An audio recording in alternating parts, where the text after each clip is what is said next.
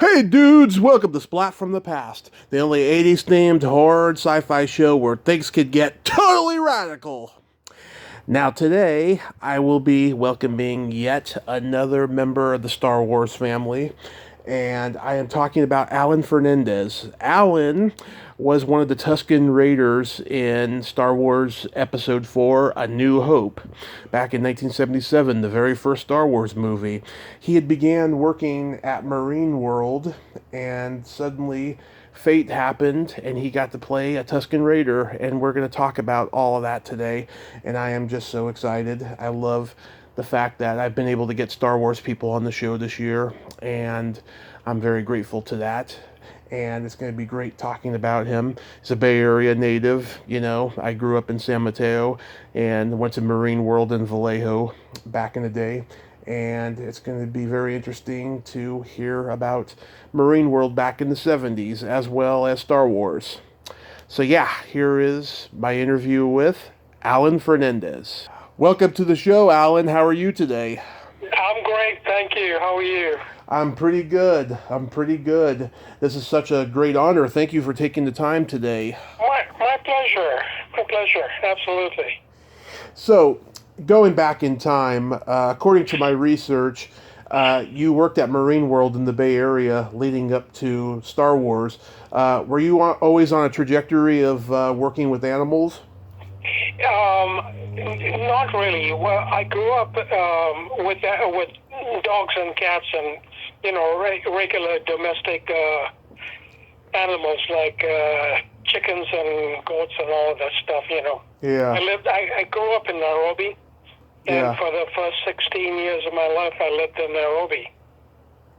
And people just assume that from Africa, I'm familiar with all the wild animals, which is not quite true. But that's okay. That's okay. In fact, I got my job at Marine World because of my background. Mm-hmm. I look like I'm from India, but I actually grew up in Nairobi. And because I grew up in Africa, I had to be familiar with lions and all of the other wild cats. Right. So I got hired at Marine World as a night keeper, and working at night with the animals and nobody else around. The animals got very comfortable with me, and I would walk around every hour. I didn't want to drive the tractor because it was too noisy, so I would walk around from cage to cage. Wow. And what year did you get to the Bay Area? 1970. 1970. And you went straight to Marine World. Yeah, a couple of months later, yeah. Mm-hmm. I was getting my degree at Cal State Hayward, finishing up my degree. Actually, I was in London studying pre-med. Oh. And when I came to the States, I got admitted to Davis, UC Davis. Yeah. In vet school, and so I really was into animals, but I didn't quite make it. I dropped that out, got my degree, and started working in Marine World. Wow. Yeah, I'm born and raised in San Mateo, so whenever I hear that someone spent time in the Bay Area, I always got to ask about how Bay Area was back in those days, Yeah. I grew up I spent 40 years still close to Lafayette. I grew up in Lafayette, and that was literally a one-horse town. Mm-hmm. Did you see? It was fabulous. My mother didn't like the city very much. Yeah. And she had me stay in London until they bought a home in Lafayette. Does that mean you only saw one horse there? Back home, at any given time, we had 9 dogs. Uh-huh. But my mother only had 1 cat indoors, in the house. Yeah. Wow. That's crazy. So back then, Marine World was brand new, and it was much like SeaWorld in San Diego. I believe so, yeah. Yeah. now, I started out very early as a maintenance guy, okay? Yeah. And Peter Gross, who ended up being the vice president of Marine World, looked at me and he says, "Would you like to come work with land animals, meaning all of the land animals?" Yeah. Okay. There were three groups. There were the show people, skis and people like that, and then there was the aquatics, which is the whales and dolphins, and then there were land animals. Right. Yeah, the land animals included Margie. So that's how we became friends with the elephants. Margie was actually a matriarch in the group.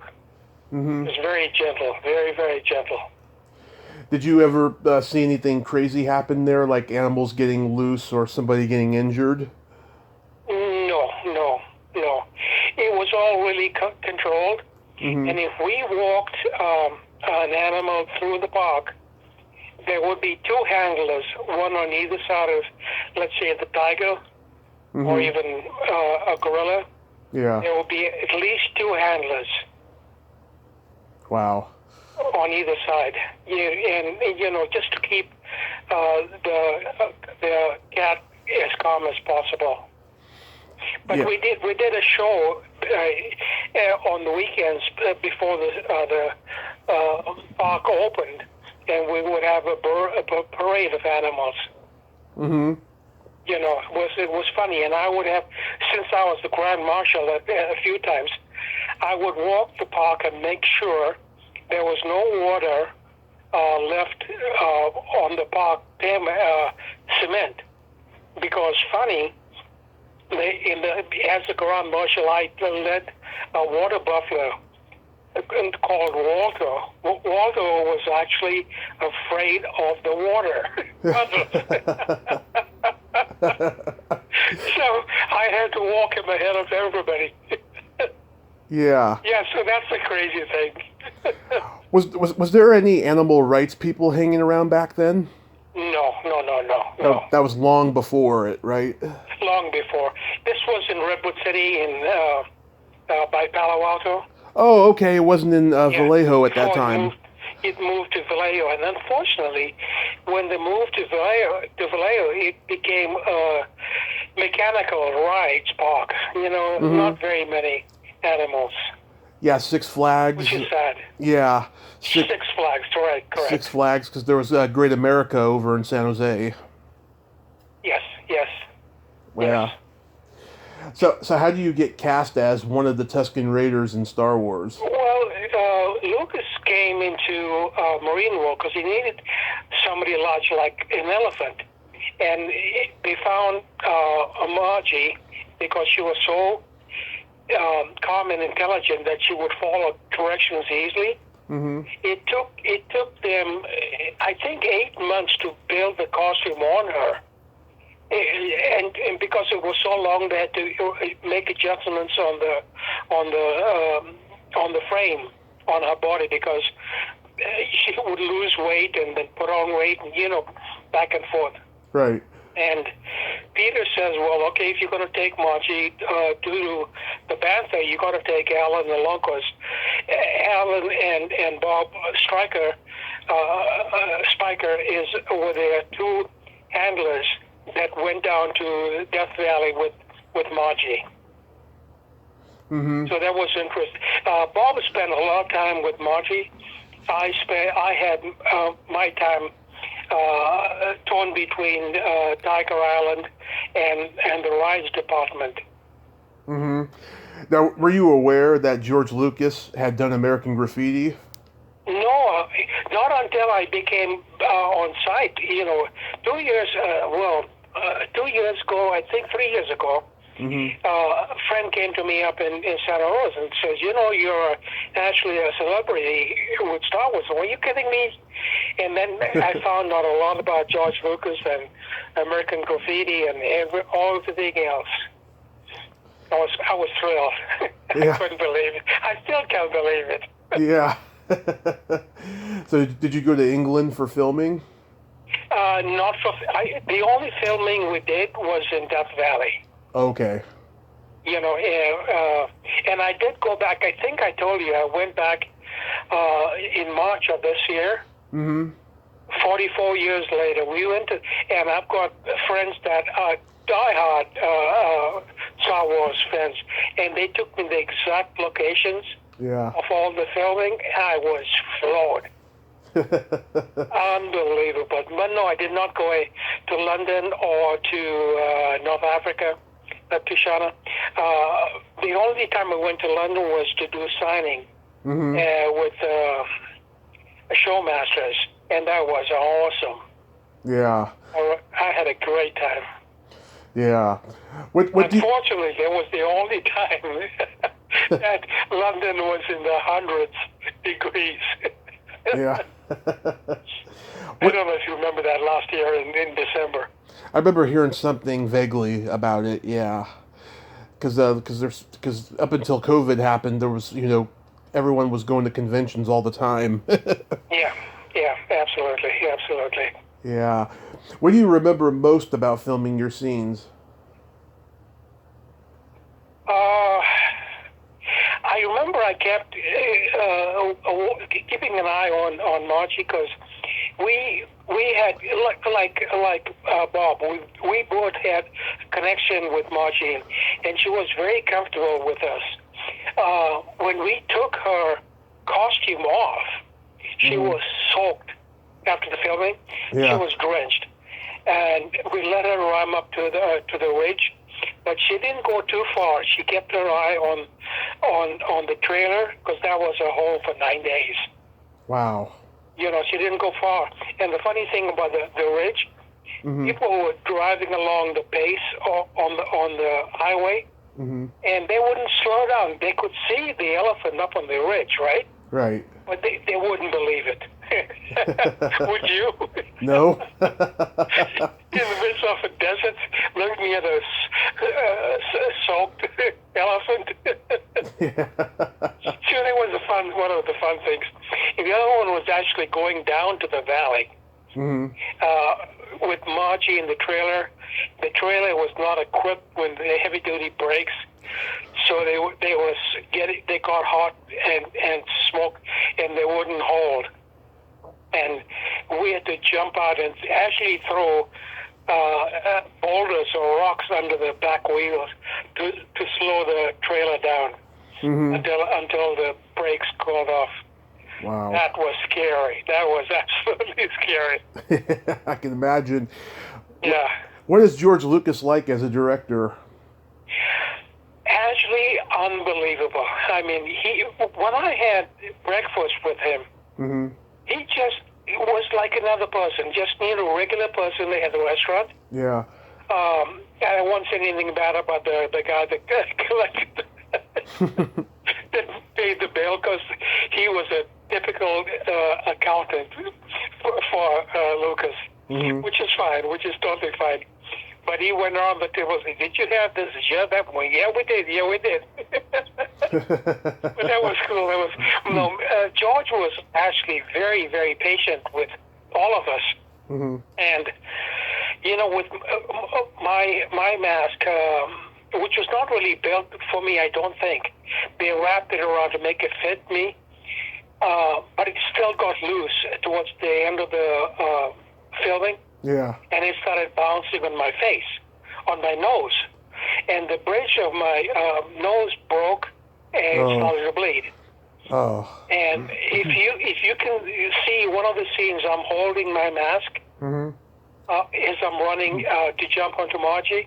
Yeah. And after that, George says, "Okay, Alan, sit on the elephant for the rest of the filming, because we can't have you holding the mask or you bleeding anymore." So yeah, it was very, very cool. And I did not meet him after that, ever, which is sad. I mean, he grew up just down the street from me. I am at the moment in Livermore. And from what I understand, he grew up in Modesto, which is one town over. Right. So that was cool. Yeah. How long were you on set for? 9 to 10 hours. So just one day. One day, but we were there for almost 8 days, 7 days. Wow. With all the driving and stops. Mm-hmm. But I don't remember, when I went back, I couldn't remember exactly where I stayed, but that was 40 years ago, so Yeah. I don't know. Things have changed. Yeah, they sure have. The site. Yeah, they sure have. Yeah. Any good stories about the cast? The people that I met? Yeah. No, I did not meet. I don't think I met Peter Diamond. Mm-hmm. And I believe Peter was the only one that had the license to be a stuntman. I think you have to be with the Actors Guild to get that right. Mm-hmm. I'm not sure. But I'm not the one that tried to kill Luke. Yeah. So you didn't get to meet Mark Hamill or Harrison Ford or No. I met a lot of them during the conventions. Yeah. But not on site, not on when we were filming. Mm-hmm. Did you go to the premiere or screening of the movie? No, I did not. But I did get a chance afterwards. I went up to the ranch, Skywalk Ranch, and I missed meeting George by one day, but I did meet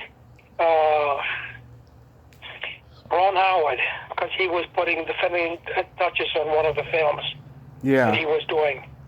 And that was very nice. That was cool. Willow? Western U.S. Huh? He made Willow with George Lucas. Yeah. Do you remember what the audience reaction was when you saw it? Oh, I got to tell you. In those days, I had a 1975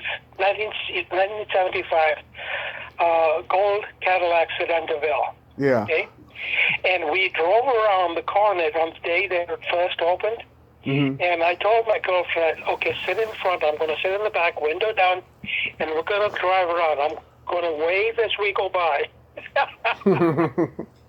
Nobody knew what the hell is that kid doing in that Cadillac. Yeah.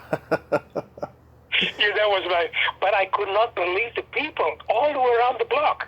Mm-hmm. The Coronet in San Francisco, which is gone, I think. But that was huge. Yeah. But I had no idea the film was going to be such a huge success. Yeah. From what I've been told, Lucas made a ton of money on Star Wars initially in '77, and that's how the rest of the series came about. The episodes came about, all the other films. Yeah, I mean, were you just, you probably still are, just amazed at how the movie changed the whole landscape of filmmaking and pop culture? I totally am. I'm surprised. When a young kid comes to me and asks my autograph, mm-hmm. I can't charge him. That's his pocket money, Yeah. You're going, fine, just come take a picture with me. Here, take it. Yeah. Tell your friends you met me, period. And then in London, there was one elder gentleman. He couldn't have been more than 35, 40. Yeah. But he came to me twice. He had to go home and shower and come back. Because we saw it. And each time he came, he brought me posters and pictures and figures to sign. Yeah. I'm going, this guy is a diehard fan. I'm going, wow. So, of course, I gave him a break on the prices, although, I was not supposed to do that. Yeah. By agreement. That's good that you did that. That's very good. Yeah. Did they ask you to do the sequels? No. Somebody told them that I was dead. So, no, nobody asked me to come back. There was a rumor that you were dead? Yes. Wow. I have a feeling who the made up that rumor, which is okay. It doesn't matter to me. I'm back on track, so that's okay. Yeah, that's crazy. And I haven't met Dominic yet, Dominic Pace. Uh-huh. But once I meet him, let him know that that there's one scene in the Mazarin of the Panthers.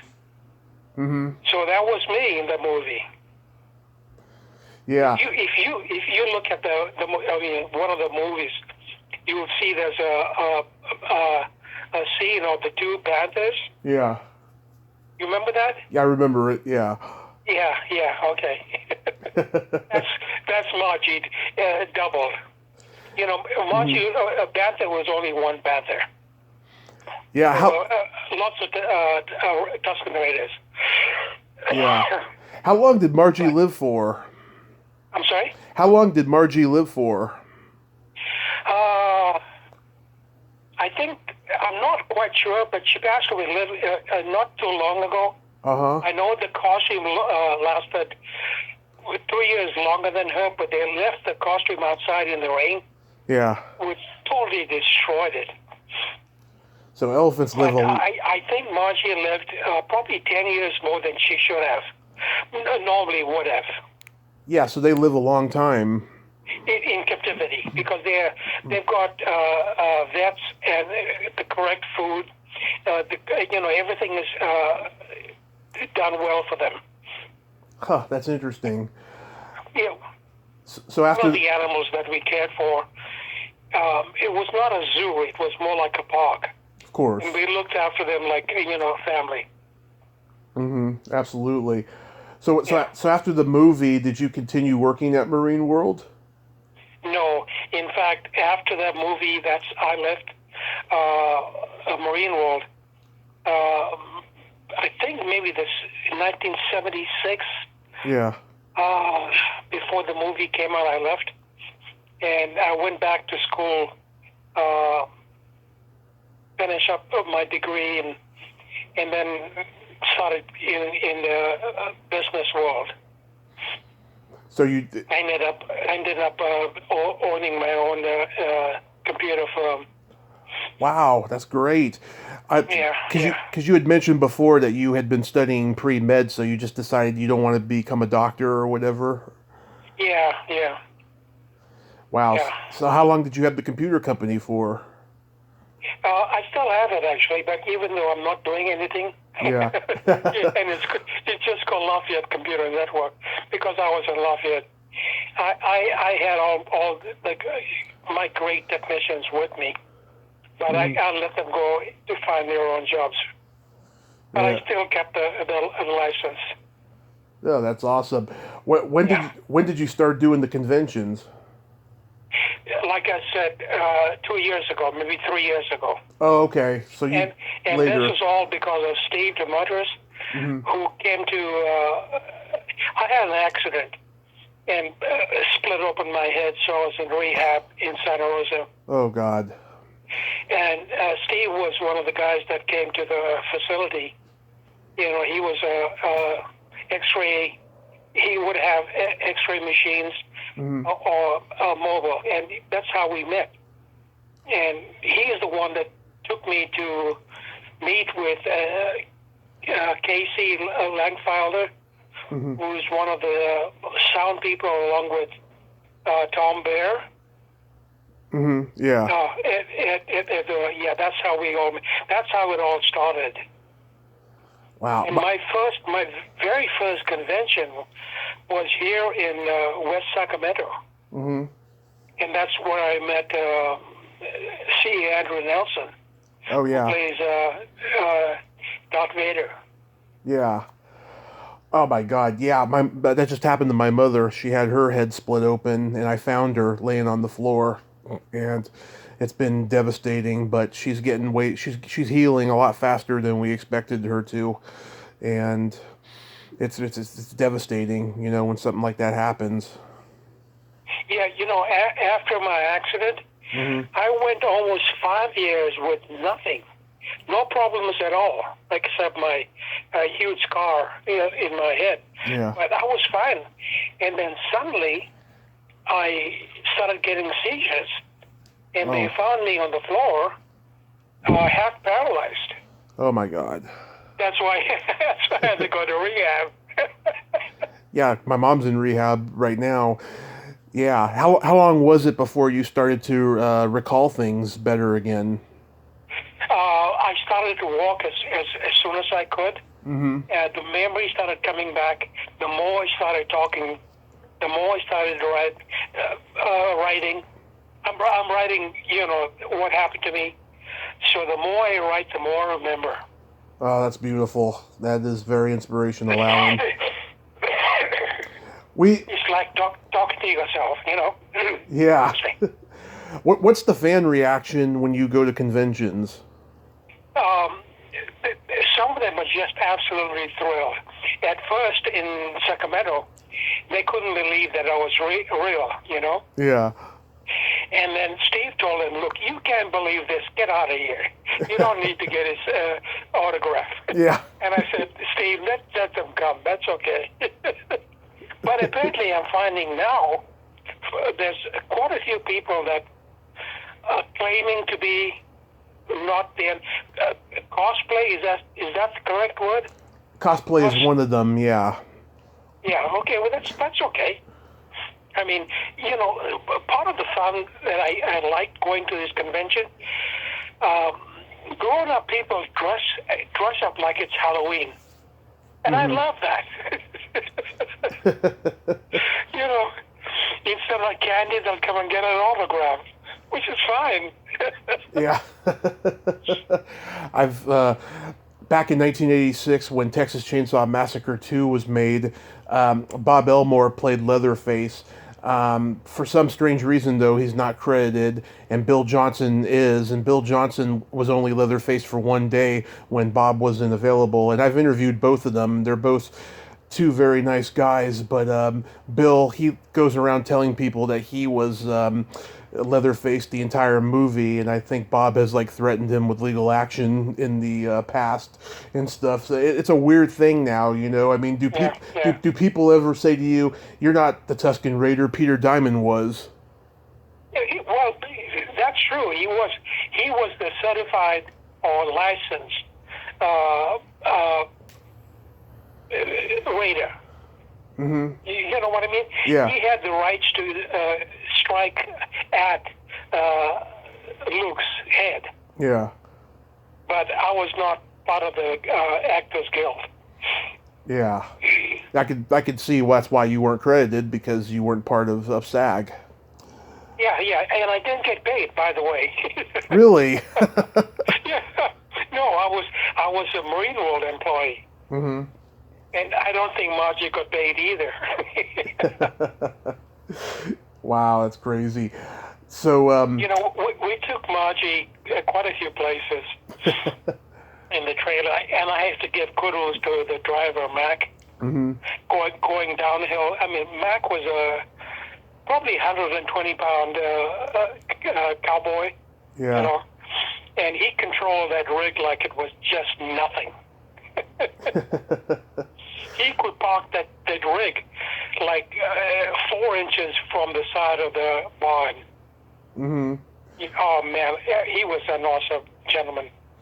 That's cool. I lost contact with him. Yeah, that's cool though. So during these days of COVID, so you're just working remotely from home? Yeah. I mean, I'm doing back and forth text with fans from Portugal, Spain, London. Yeah. Which is awesome. Yeah. Yeah, I saw that you were originally scheduled for Creatures Con in San Ramon, and I went there last year, and I know Lord and all of them. They're great people. Oh, okay. Yeah, I was scheduled for that because San Ramon is right next door to me. Yeah. Mm-hmm. Yeah. Well, if they can, if things can be under control by next year, and they schedule you, I'll come and meet you. Absolutely. I've got 2 tickets that are still, in limbo. One's to Oklahoma City, and the other one's to Dallas. I hope they never expire. Yeah. Well, Alan, I thank you so much for coming on today. Thank you very much. Yes, you're very inspirational, and just stay safe because we need you. And hopefully, I'll get to meet you at San Ramon or somewhere in the future. Absolutely. Looking forward to it. Awesome. You have a great rest of your day. You too. Thanks very much. Thank you. Bye-bye. Bye-bye. Well, there you have it. Alan Fernandes. Ain't he a cool dude? Oh, very nice guy, very inspirational that he survived that accident. And that's a great story, huh? That he got to be in Star Wars for a day, not get paid, but have quite a legacy. If you like this video, everyone, please subscribe to my YouTube channel. Add me as a friend on Facebook. Join my Tommy Kovac comedian page on Facebook. Follow me on Twitter and Instagram and all that fun stuff. Well, that's all the time we have this week on Splat from the Past. Until next time, this is Tommy Throwback Kovac saying, there's no shame in living in the past because the present sucks. Later, dudes.